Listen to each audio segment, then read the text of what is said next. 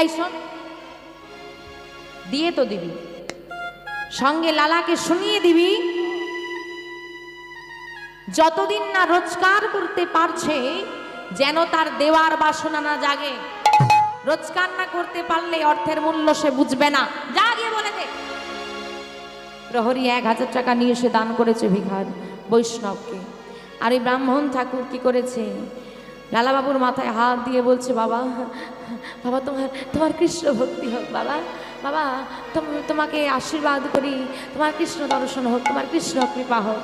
পরমানন্দে ব্রাহ্মণ আশীর্বাদ করি চলে গেছে। আর যেই না চলে গেছে, প্রহরী বলে উঠল, ছোট বাবু একটা কথা বলবো। বলো। যা বাবু, কিছু মনে করবে না তো? না না, আমি কিছু মনে করব না। বলো। আপনার পিতা আপনাকে বলে দিতে বলল, যতদিন না আপনার রোজগার